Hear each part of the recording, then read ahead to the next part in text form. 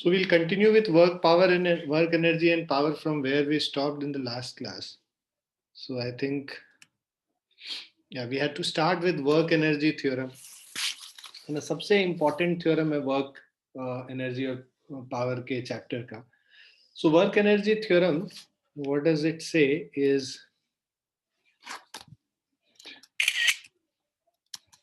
so work energy theorem, according to work energy theorem, total work done by all the forces or by net force on a body is equal to change in kinetic energy of the body. So this is very important to understand कि जो total work done है by all the forces, जितने सारे forces लग रहे हैं उन सब से वो सब मिल के जितना वर्क डन कर रहे होंगे that is equal to change in kinetic energy, है ना, final kinetic energy minus initial kinetic energy. So work done by net force is change in kinetic energy. So final kinetic energy minus initial kinetic energy, right? So which can also be written as final kinetic energy is half mv square minus initial kinetic energy is half mu square. V is final speed, u is initial speed. Okay. So let work W net is the total work done by all forces on a body of mass m. Ki is initial kinetic energy of the body. Kf is final kinetic energy of the body. So according to work energy theorem, right? So according to work energy theorem, net work done is equal to change in kinetic energy. So W net is delta K. Also, if velocity of body changes from u to v, then initial kinetic energy is half mu square, right? Final kinetic energy is half mv square, and net work done will be change in kinetic energy, that is final kinetic energy minus initial kinetic energy, half mv square minus half mu square.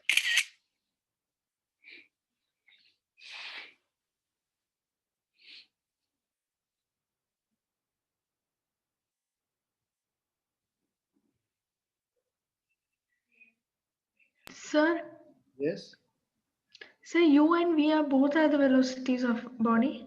both are the velocities. V is final velocity, because the velocity would change when you are applying some force, velocity will change because of acceleration. So v is final velocity and u is initial velocity. Okay, let's say we are pushing this block, and at this point there is some velocity u, and then after pushing it for some time, at this point the velocity of this becomes v. So change in kinetic energy will be equal to the work done by the force which is being, which is changing the speed of this. Is it clear? Yes, sir.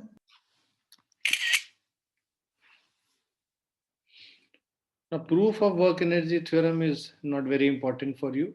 We just need to know the application part of this. So work done by all net forces is change in kinetic energy. Now, all forces acting on the body are to be considered while calculating work. So every force which is acting on this body is to be considered while calculating work. Second point, if work done is positive, then kinetic energy will increase.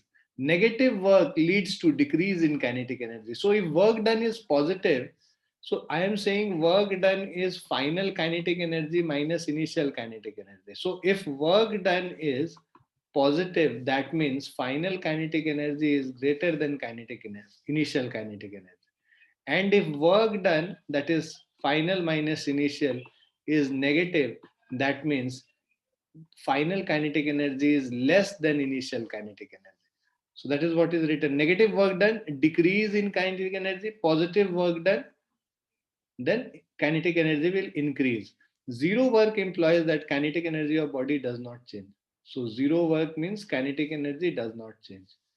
Now third point, while applying work energy theorem, we need not worry about nature of forces and if they are constant or variable.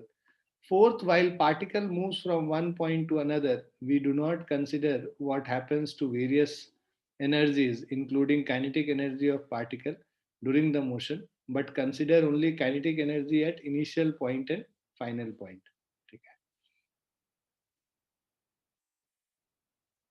So we don't have to consider what happens to various energy during the motion, but only at the final point and initial point. So only kinetic energy at initial and final point is considered. During the motion, what is happening to energy, we don't have to consider that. Energy को क्या हो रहा है ना, kinetic energy को क्या हो रहा है, या कोई और एनर्जी चेंज कर रहा है या नहीं चेंज कर रहा है, मोशन के दौरान उसको हम लोग को नहीं कंसिडर करना है. बस टोटल इनिशियल और फाइनल काइनेटिक एनर्जी को ही कंसिडर करना है अगर हमें वर्क एनर्जी थ्योरम यूज करना है तो.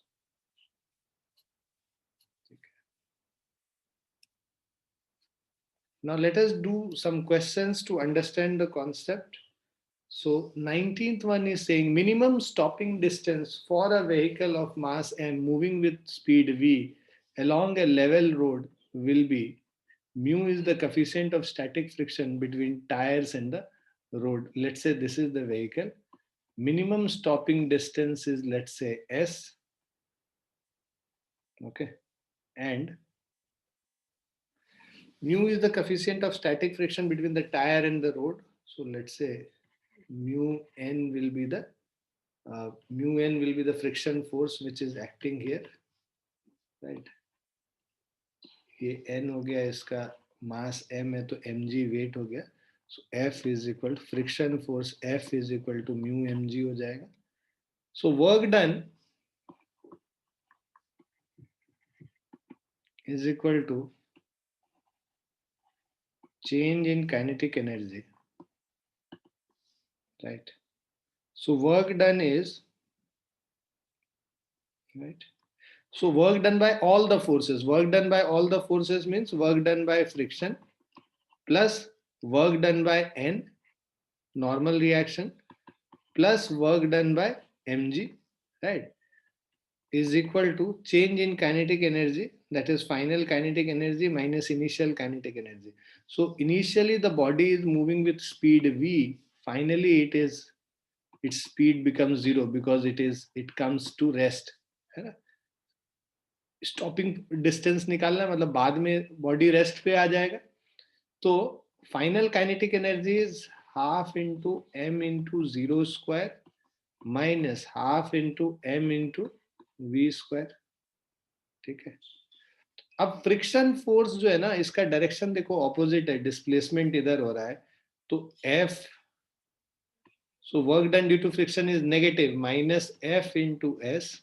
Work done due to normal force, देखो normal force perpendicular है displacement से, so work done due to normal force will be zero. Similarly, mg is perpendicular to displacement, so work done due to weight is also zero, will be equal to 0 minus half mv square.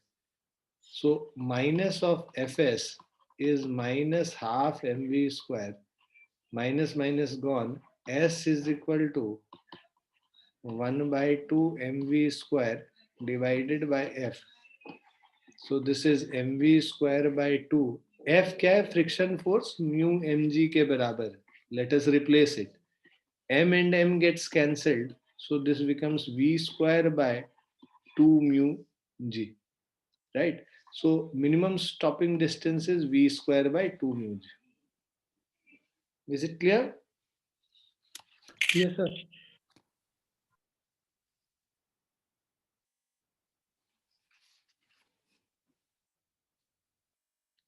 ओम और जयशंकर, आप दोनों को clear है? Yes sir. बहुत बढ़िया. आज hostel में अच्छा खाना नहीं मिला लगता आप लोग को. Yes sir. सेटअप चेंज हुआ है दूसरे रूम में, इसीलिए सर वो अच्छा अच्छा. माइक थोड़ा सा सर. हाँ, आवाज थोड़ी कम हो रही. नहीं नहीं, कोई बात नहीं. खाना वाना ठीक मिलता है वहाँ पे हॉस्टल में? Yes sir. बेकार देता है एकदम? नो सर, अच्छा देता है.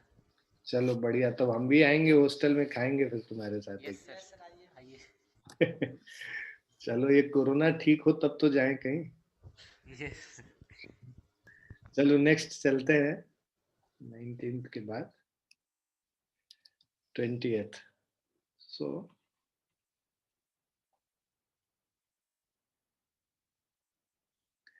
Betsy, soon we are going to open a center there at Qatar. At You are in Oman, right? Yes, sir. And how far is Qatar from there? Sir, Qatar is in which state? Qatar, uh, I don't know. Matlab, I'll tell you.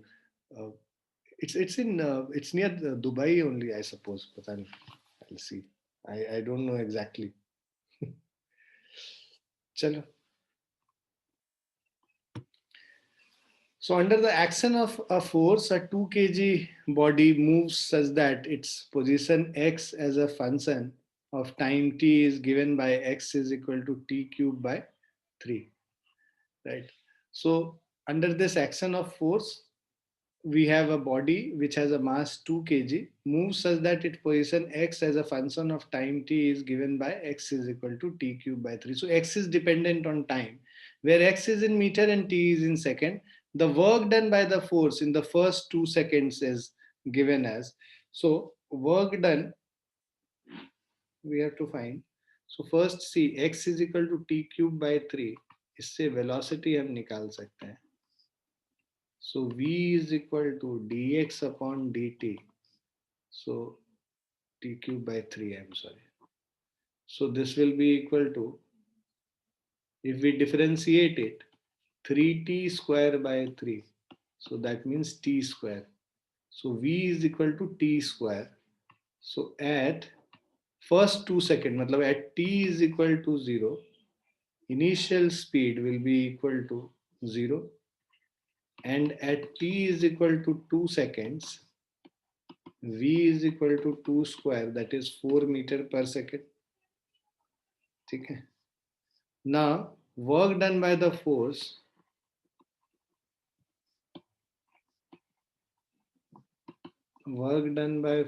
is equal to change in kinetic energy, half m v square, half mu square. Half into m, take it as constant. V square is 4 square minus 0 square. So this is 16 joules. So option 3 is the answer, 16 joules.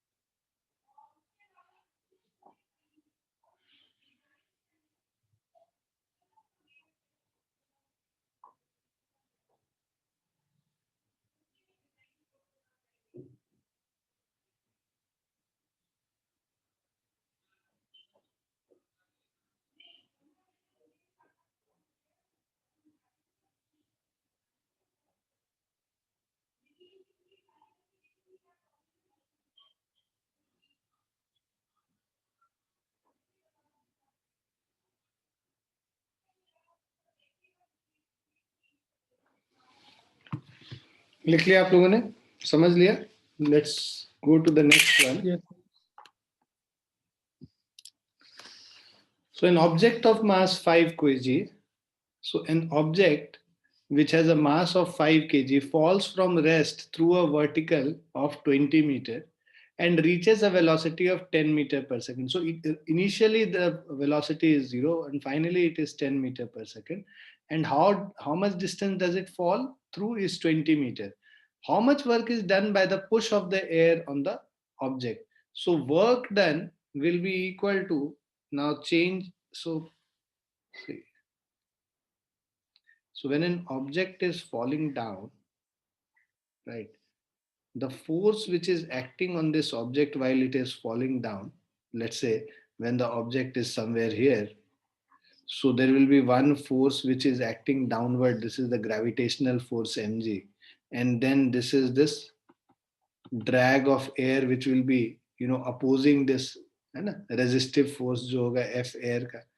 So push of the air on the object F air हो गया, ये ऊपर की तरफ लग रहा है. Total displacement S is equal to 20 meter है. U is equal to 0 meter per second है. Final speed V is equal to 10 meter per second है. ठीक है. And G का वैल्यू 10 मीटर पर सेकेंड स्क्वायर. सो अब ये देखो, total work done means work done by all the forces is equal to change in kinetic energy. This is by work energy theorem. So by work energy theorem, now total work done means work done by force F air plus work done by weight mg is equal to change in kinetic energy, that is half m v square minus half m u square. So work done by weight mg is, देखो wait जो force है wait mg वो भी नीचे लग रहा है और डिस्प्लेसमेंट भी नीचे हो रहा है टोटल 20 मीटर का. तो work done by air force, ठीक है. So work is done by push of air is wf air plus work done by mg is mg into s is equal to half m v square 10 square minus 0 square. Yes, yes, Satpreet. बताइए. So this work done will not be taken in minus. Which work done? Due to this weight? So, yes, sir. Weight देखो नीचे की तरफ लग रहा है, displacement भी नीचे हो रहा है, तो माइनस क्यों होगा? दोनों सेम डायरेक्शन में है ना. Because then any one of them must be minus ना, if we take air and हाँ, तो mg in. एयर की वजह से जो वर्क डन आएगा वो कैलकुलेट करेंगे तो हमें अपने आप आ जाएगा. पहले से हम लोग को साइन नहीं लेना होता है जो अननोन क्वांटिटी है. ये जो एयर की वजह से जो फोर्स है वो डिस्प्लेसमेंट के ऑपोजिट है, तो इसके वजह से जो वर्क डन होगा एफ एयर की वजह say that will come negative. अभी हम लोग सॉल्व करेंगे ना, आ जाएगा. पहले से नेगेटिव ले लेंगे तो हमने पहले ही एज्यूम कर लिया ना कि वो नेगेटिव है. कैलकुलेशन में अपने आप वो नेगेटिव आएगा. ठीक है. सो 5 इंटू 10 इंटू कोई भी अननोन का ना, जो अननोन क्वांटिटी होता है उसका साइंस पहले से हम लोग को नहीं कंसीडर करना होता. बस एक ही चैप्टर है जिसमें कंसीडर करेंगे डेरिवेशन के समय वो भी, और वो है अपना जो ऑप्टिक्स वाला जो चैप्टर है उसमें डेरिवेशन के समय. लेकिन वहां पे भी क्वेश्चन जब सॉल्व करते हैं तो साइन कन्वेंशन के साथ करते हैं. जो वैल्यूज नोन है, अननोन का साइन अपने आप क्वेश्चन में सॉल्व होके ही आता है. तो जो भी अननोन होता है उसका साइन पहले से नहीं लेना होता. अच्छा, 5 हो गया वे मास, g 10 हो गया और डिस्प्लेसमेंट है यहाँ 20 is equal to half into 5 into 100. So ये 50 हो गया. So work done by force due to air plus 110 1000 is equal to 250. So work done by F air is equal to 250 minus of 1000. This is minus of 750 joules.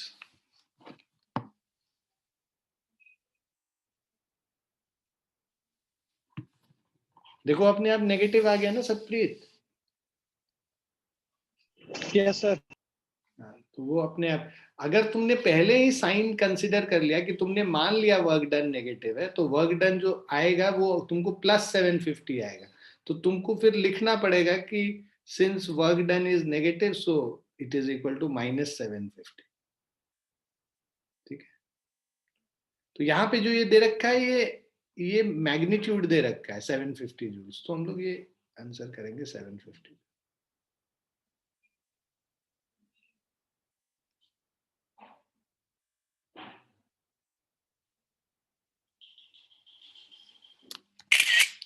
Clear है बच्चों?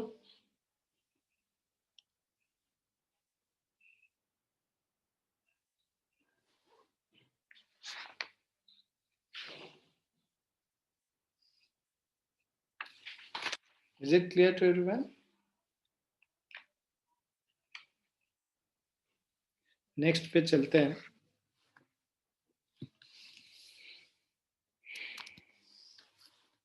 Now figure below shows variation of force F acting on block of mass 10 kg.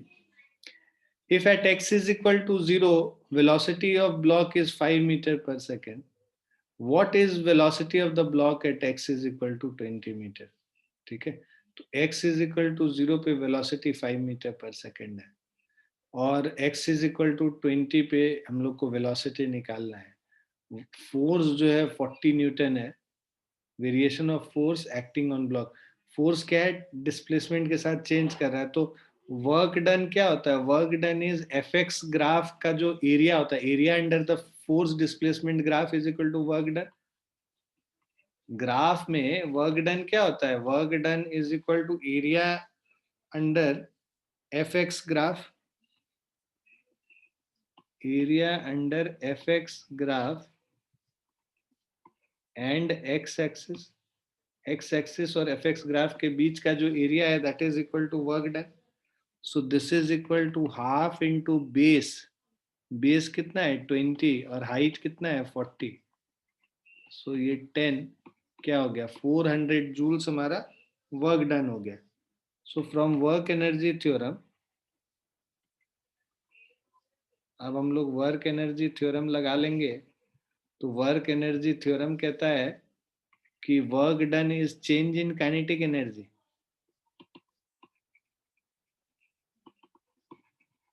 ठीक है, 0 जब था displacement तो velocity 5 metre पर second था. 20 जब डिस्प्लेसमेंट है तब हम लोग को वेलोसिटी निकालना है. मान लो ये वेलोसिटी v है यहाँ पे. So change in kinetic energy means final kinetic energy minus initial kinetic energy. Work done 400 joules आपने निकाल रखा है. Final kinetic energy half M V square minus half M into 5 square. 400 is equal to half into mass 10 kg ले लो, v square minus 25.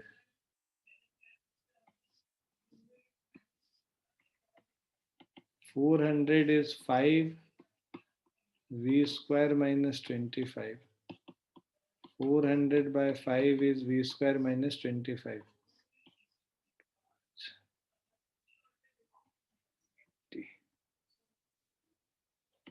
v square is 105 और v is equal to root 105 meter per second.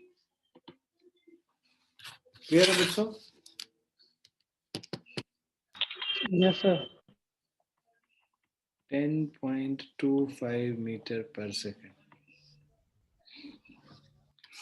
वैसे यहीं पे छोड़ दोगे काफी है क्योंकि तुम्हारे ऑप्शंस इसी में होंगे, स्क्वायर रूट के टर्म्स में.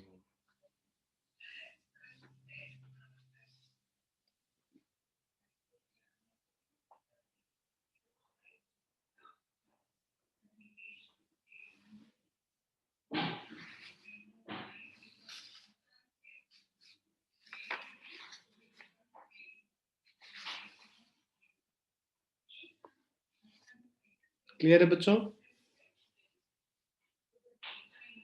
Yes, sir. नेक्स्ट क्वेश्चन है, bullet is fired at a plank of would with a speed of 200 meter per second. After passing through the plank, its speed reduces to 180 meter per second. Another bullet of the same mass and size but moving with 100 meter per second is fired at the same plank. With what would be the speed of this bullet after passing through the plank, assuming that resistance offered by the plank is the same for both the bullets? है ना? तो force जो दोनों bullet पे लग रहा है, resistive force, वो सेम होगा. तो देखो पहला वाला जो बुलेट है,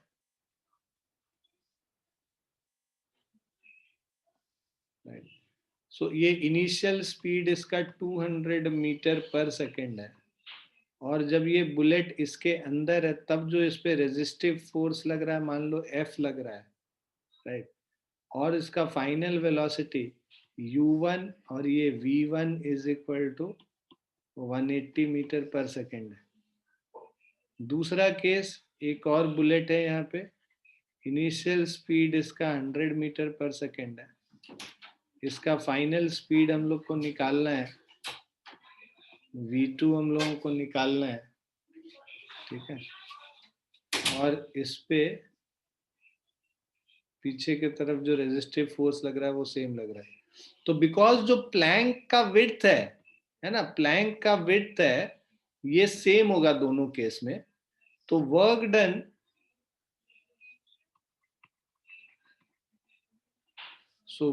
done due to resistive force will be same for both the bullets.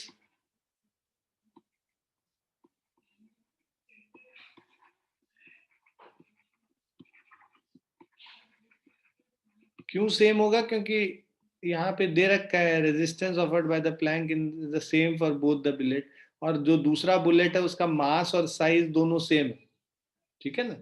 So work done due to resistive force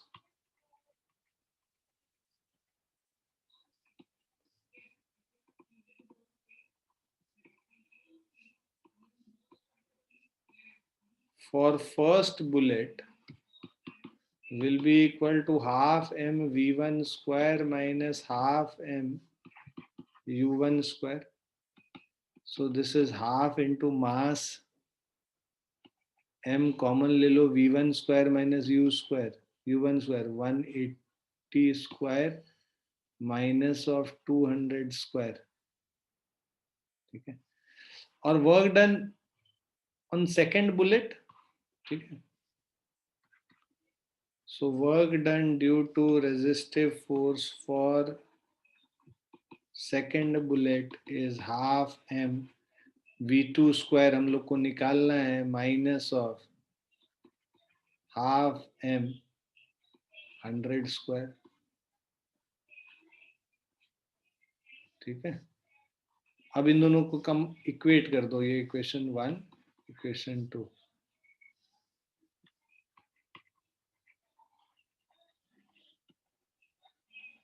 equating both 1 and 2 we get, ठीक है,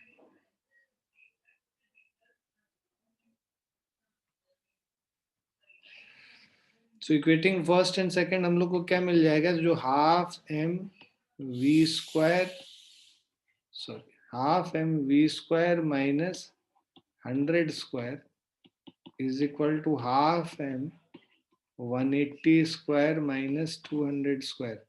हाफ m कैंसिल हो गया दोनों तरफ। अब जो हमारे पास इक्वेशन है वो है v स्क्वायर माइनस 100 का स्क्वायर मतलब 10,000, 180 square 18 two square is 324,000 minus 4 times 0, ठीक है। So v square is equal to 10,000 minus 40,000 minus 32,400 87,600 2,400, v square हो गया 2,400। So v is equal to,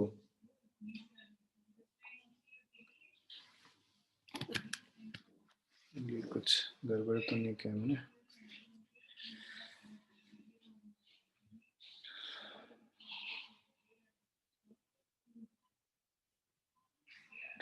square 180 square minus 200 square 7600।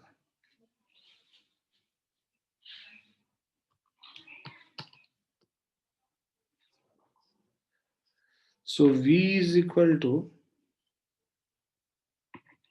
root under 2400, which is approximately equal to 49 meter per second.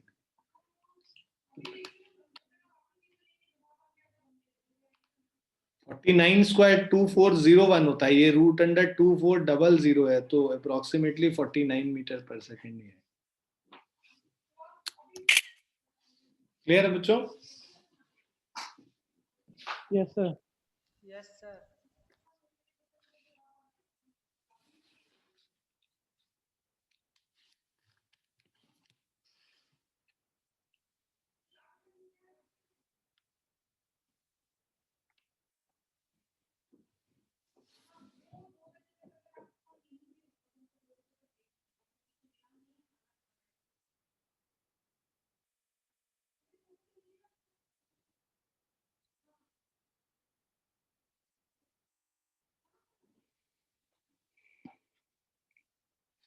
Next question.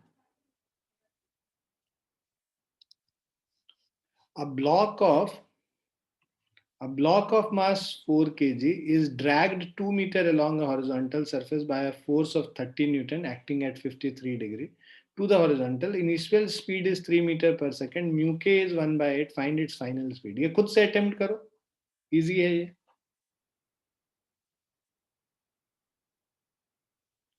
You have to attempt it on your own.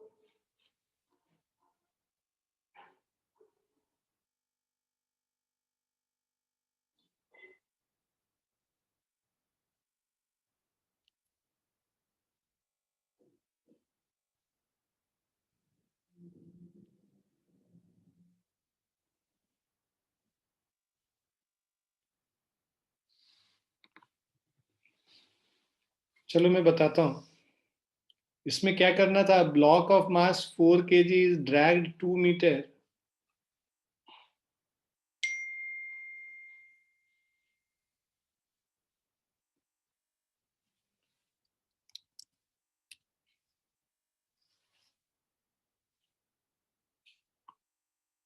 Okay.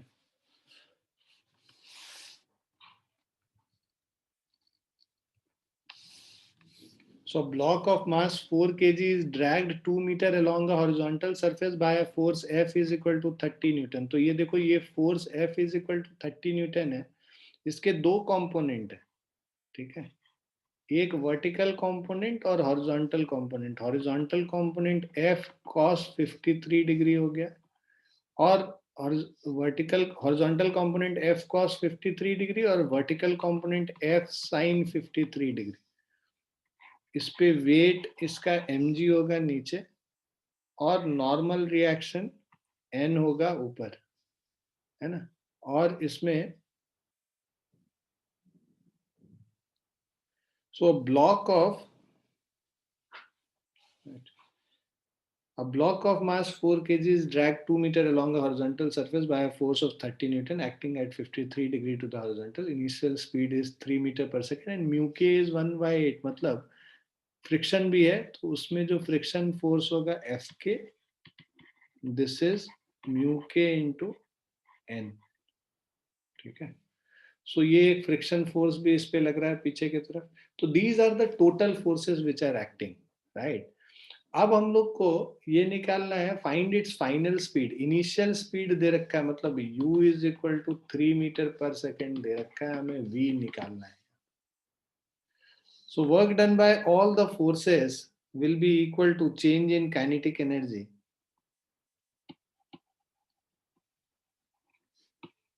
Work done by all forces is equal to change in kinetic energy. So work done by all forces is final kinetic energy minus initial kinetic energy. सारे forces क्या क्या यहाँ पे हैं? Work done by F,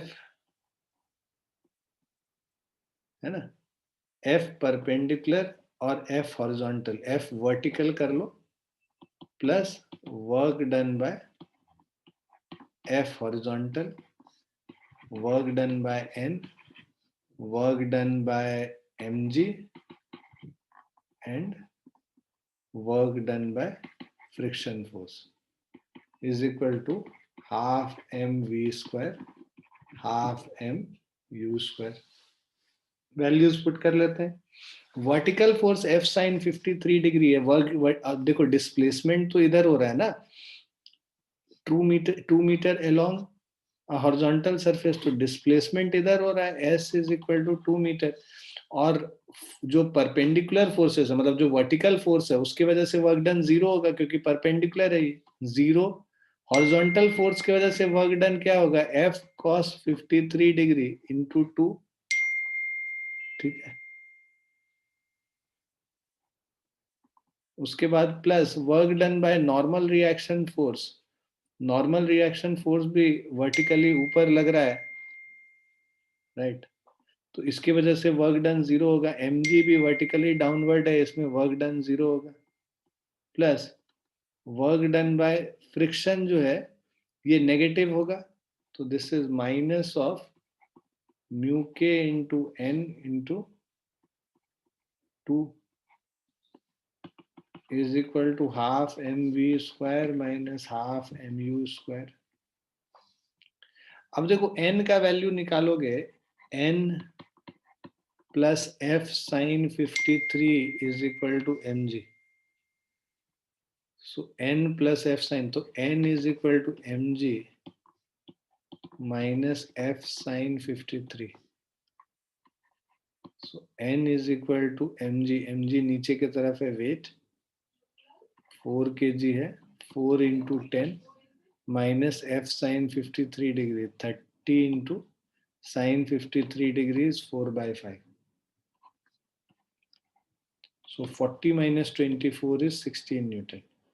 n का value 16 Newton हो गया, यहाँ पे सब्स्टिट्यूट कर लेंगे. तो F cos 53 डिग्री मतलब 30 इंटू 3/5 इंटू 2 माइनस म्यू के इंटू एन, म्यू के का value 1/8 into 16 into displacement 2 is equal to half m is 4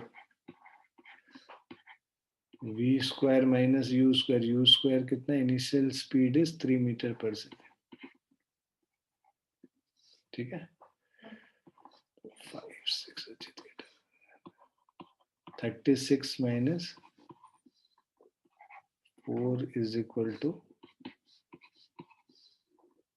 2 times v square minus 9. 36 minus 4 is 32. 32 by 2 is v square minus 9. So 16 plus 9 is equal to v square. V square is 25. So v is equal to 5 meter per second. Clear है बच्चों?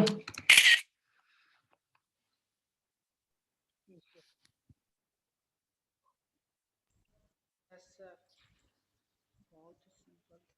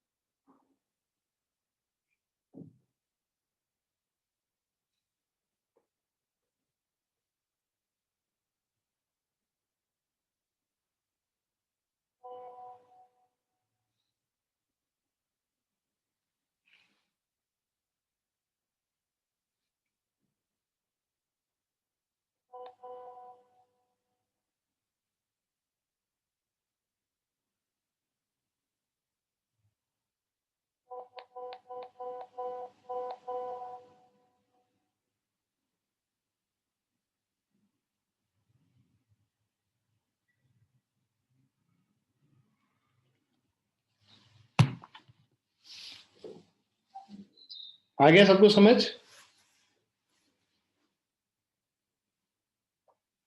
Yes, sir. Next है a bead of mass. So a bead of mass half kg starts from rest from A to move in a vertical plane along a smooth fixed quarter circular ring of radius 5 meter. तो देखो एक बीड है, ये बीड है ना, माले में जैसे बीड होता है ना वैसे ही बीड है, और ये क्वार्टर सर्कल में इस तरह से मूव कर रहा है. ये इधर से इसको अगर हम लोग ऐसे मूव कराएंगे तो ये बीड फिसलता हुआ इस धागे पे यहाँ पे आ गया. ठीक है, रिंग है. So quarter circular ring of radius 5 meter under the action of constant horizontal force F is equal to 5 Newton as shown. तो इस पे एक horizontal force लग रहा है हर moment F which is equal to 5 Newton. Now the speed of bead as it reaches the point B is, हम लोगों को speed of bead निकालना है जब ये point B पे reach किया. So यहाँ पे जो नेट वर्क डन है that is equal to change in kinetic energy. और इनिशियली जब हम लोग ये बीड को मूव करा रहे हैं स्टार्ट्स फ्रॉम रेस्ट, मतलब u इज इक्वल टू 0 है इस point, u is equal to 0 metre पर सेकेंड. मास इसका हाफ kg हो गया, राइट. किसी मोमेंट ऑफ टाइम पे अगर हम लोग बीड को देखें, इस मोमेंट ऑफ टाइम पे यहाँ पे नॉर्मल रिएक्शन इस तरफ लगेगा n, इसका खुद का वेट होगा mg नीचे, और जो कांस्टेंट फोर्स लग रहा है F इस डायरेक्शन में लग रहा है, right.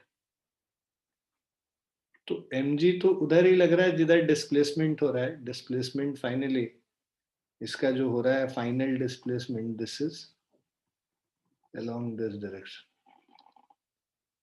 This is the net displacement which is happening. ठीक है.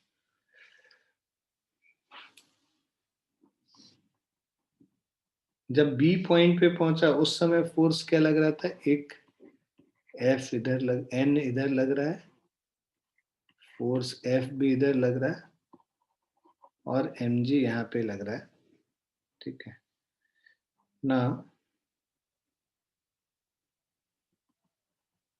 ये जो डिस्टेंस है this is equal to 5 metre, ठीक है, और ये भी जो डिस्टेंस है बिकॉज ये रेडियस है ये भी 5 मीटर हो गया, ठीक है। तो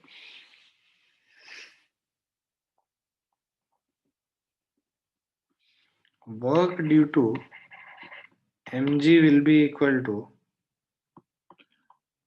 जो फोर्स है, force mg into displacement, displacement जो है ये हमारा, मान लो इस पॉइंट को ए माने बी और ये सी है, तो mg इंटू डिस्प्लेसमेंट ac हो गया, so this is mg into 5, m का value 0.5 into 10 into 5, 5 into 5 25 joules हो गया, ठीक है।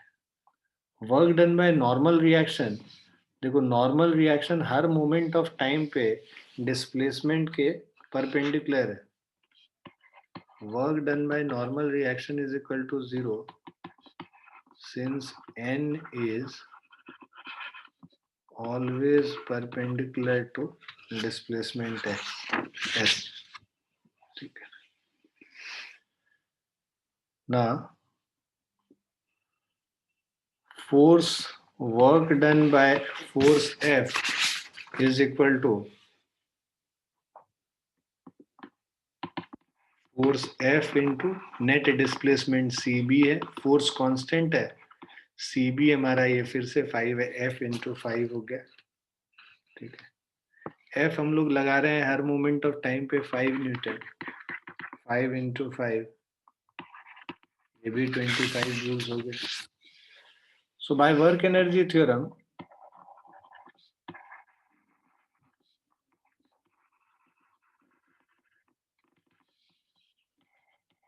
net work done by mg plus work done by normal reaction work done by F force 25 plus 0 plus 25 is equal to half mv square minus half mu square. 50 is equal to half into v square minus u square, that is 0 square. 50 into 4, 200 is equal to v square, or v is equal to root under 200, 10 root 2. So 14.14 meter per second.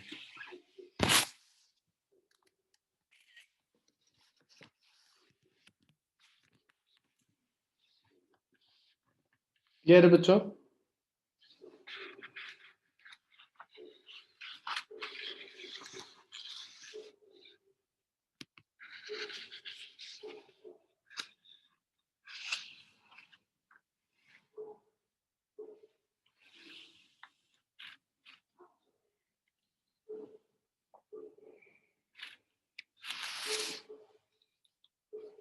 समझ आ गया आप लोग को?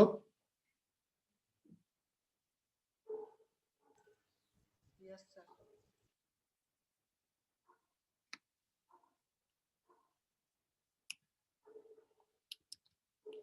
इसको attempt कीजिए एक बारी। Force F time dependent है, तो कांस्टेंट फोर्स नहीं है, टाइम के साथ चेंज कर रहा है।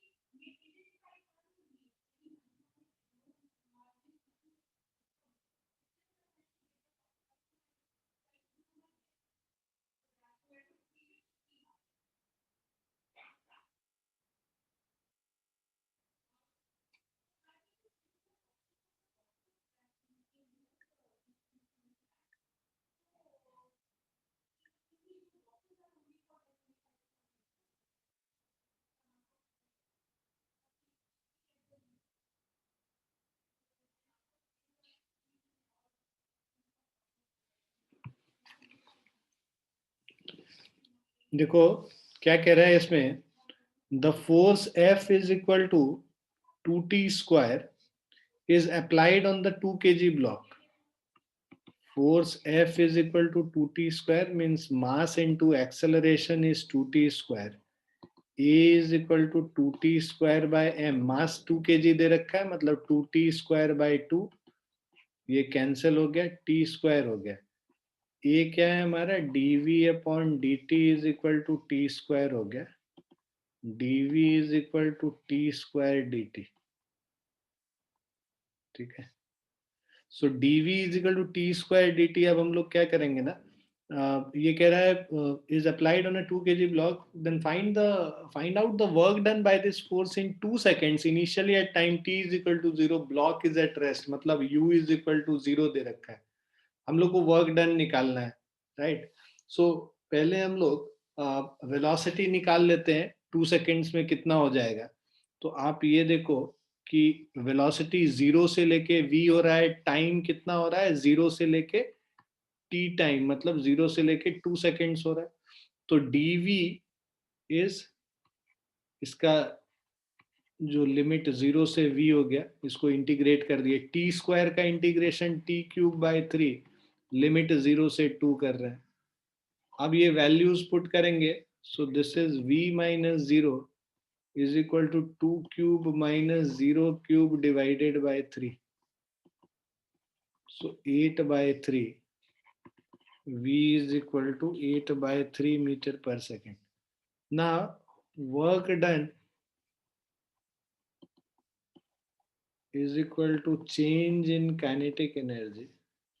Change in kinetic energy as in half mv square minus half mu square, half into m. m है हमारा 2 kg, v स्क्वायर है 8/3 का होल स्क्वायर, u स्क्वायर 0², ये कैंसिल हो गया, 64/9 जूल्स हो गया.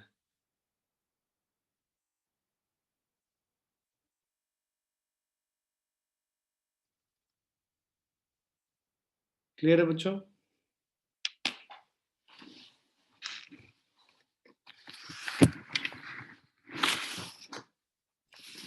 Yes, sir.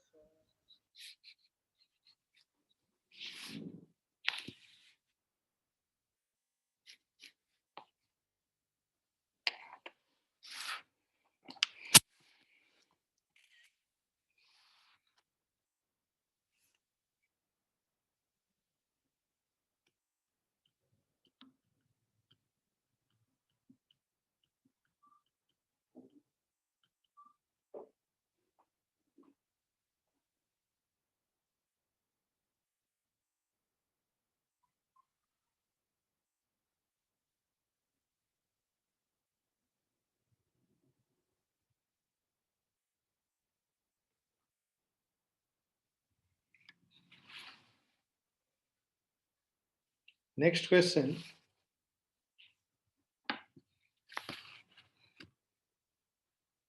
इसको पढ़िए और समझिए 2 मिनट.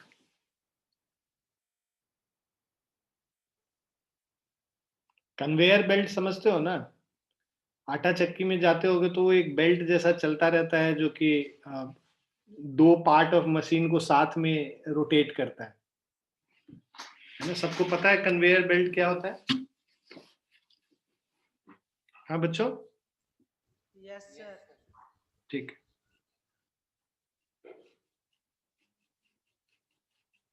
क्वेश्चन में कह रहा है box of mass m is gently placed on a conveyor belt that moves at a constant speed v.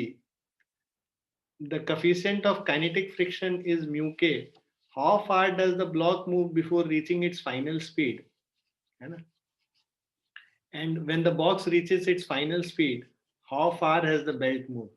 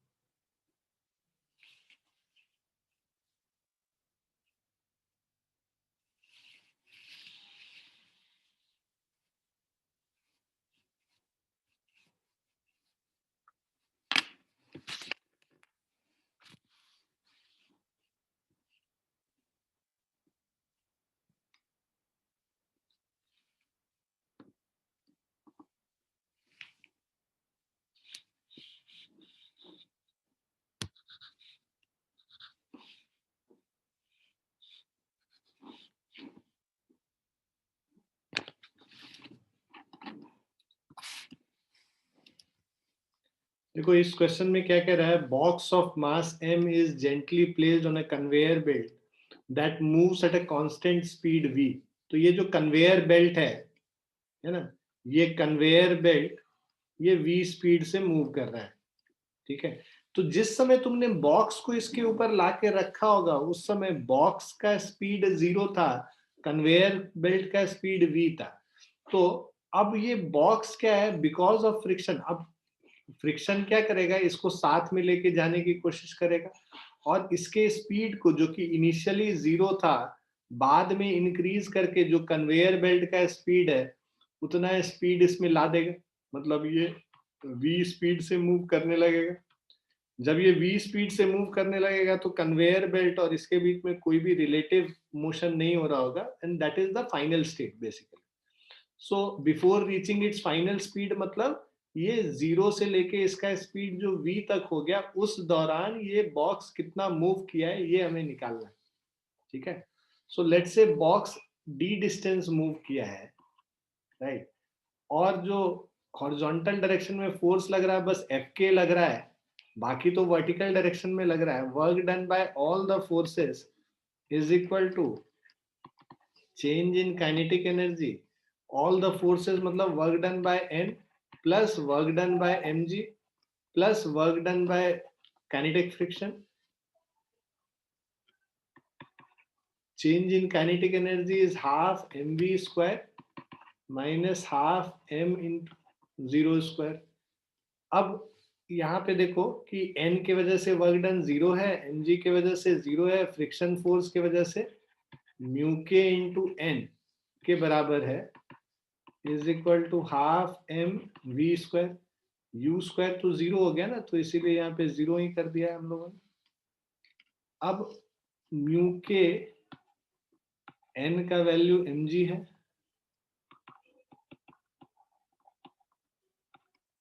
mm cancel हो गया, म्यू के into g is equal to half v square, sorry mu के into N into ये जो displacement मान लो इसका S हो रहा है, फोर्स इंटू डिस्प्लेसमेंट करना होगा ना, so this into s, s into mu के जी।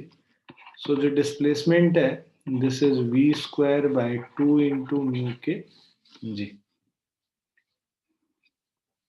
तो ये तो डिस्प्लेसमेंट हो गया, how far does the box move before reaching its final speed, ये फर्स्ट पार्ट हो गया हमारा, राइट। अब ये डिस्प्लेसमेंट हमें पता है, हमें ये अब क्या है कि जो जो डिस्प्लेसमेंट है हम लोग एवरेज स्पीड मान लेते हैं इसका, ठीक है।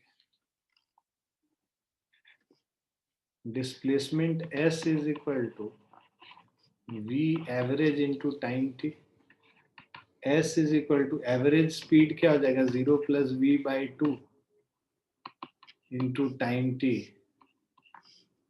तो हमारा time t is equal to 2s by v, ठीक है। सो ये हमारा टाइम हो जाएगा 2s upon v, so which is equal to 2 into v square by 2 mu के जी, ठीक है, इंटू 1 बाय v, v और v कैंसिल हो गया, सो दिस इज 2 और 2 कट गया, v by time is v by mu के जी,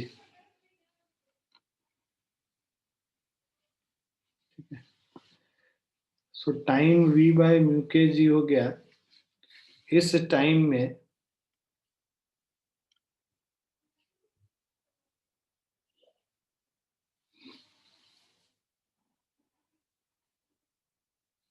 okay 2s by v हो गया,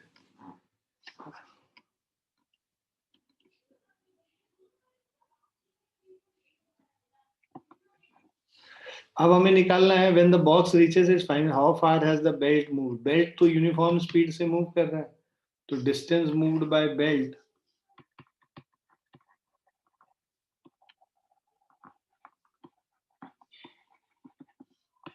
is equal to speed into time t, v into v by mu kg. ठीक है, तो this is v square by mu kg. This is the distance moved by the belt. Clear है बच्चों?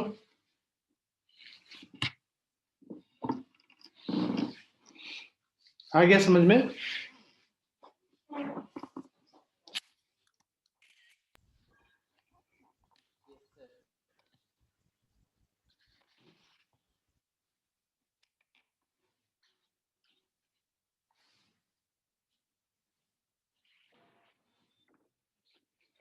आज हम लोग यहीं पे रुकेंगे, ठीक है? इसके आगे जो है अब हम लोग नेक्स्ट क्लास में करेंगे। तो अगली क्लास में हम लोग पोटेंशियल एनर्जी वाला पोर्शन शुरू करेंगे, राइट? पोटेंशियल एनर्जी और कुछ कंजर्वेशन ऑफ एनर्जी के क्वेश्चंस करेंगे and then we will be able to finish. तो मेरे ख्याल से 2 और क्लास लगेगा जिसमें हम लोग खत्म कर लेंगे इसको। ठीक है बच्चों? Yes, sir. ठीक है, चलो बाय, टेक केयर एवरीवन।